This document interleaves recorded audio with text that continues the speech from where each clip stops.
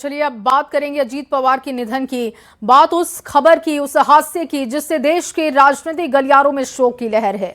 महाराष्ट्र के उप मुख्यमंत्री अजीत पवार की सुबह बारामती में विमान हादसे में मौत हो गई और यह हादसा तब हुआ जब वो जिला पंचायत परिषद चुनाव प्रचार के लिए मुंबई से प्राइवेट एयरक्राफ्ट से बारामती आ रहे थे।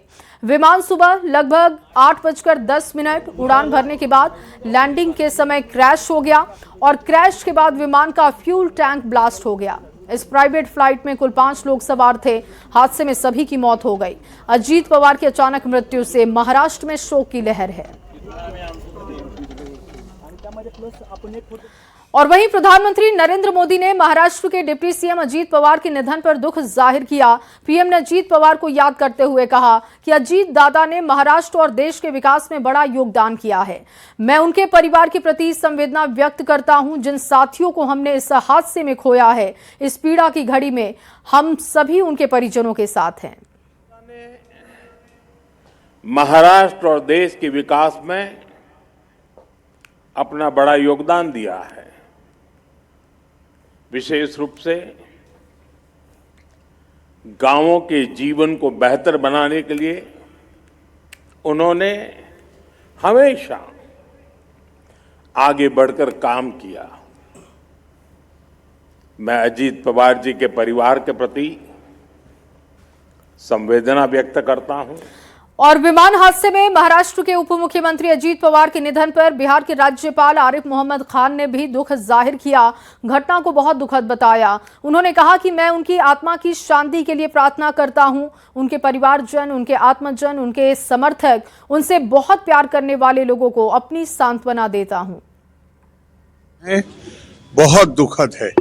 मैं उनकी आत्मा की शांति की प्रार्थना करता हूं और उनके परिवारजन, उनके आत्मजन, उनके समर्थक, उनसे बहुत ही प्यार करने वाले लोग, उन सबको अपनी सांत्वना देते हैं।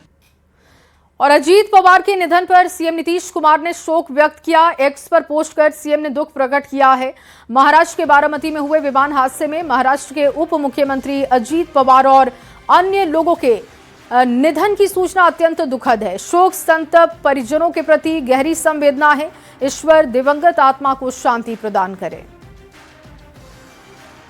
और महाराष्ट्र के उप मुख्यमंत्री अजीत पवार की विमान दुर्घटना में हुई मौत पर बिहार सरकार के मंत्री संतोष मांझी ने संवेदना व्यक्त की। कहा कि पार्टी की तरफ से संवेदना व्यक्त करते हैं। भगवान उनके परिवार को इस घड़ी में संबल दे। ये समाचार मिला, बहुत ही दुखद समाचार है। देश ने एक कुशल राजनेता और एक अनुभवी, हम समझते हैं कि किसान आंदोलन में सक्रिय रहने वाले व्यक्ति को खो दिए हैं हम लोग।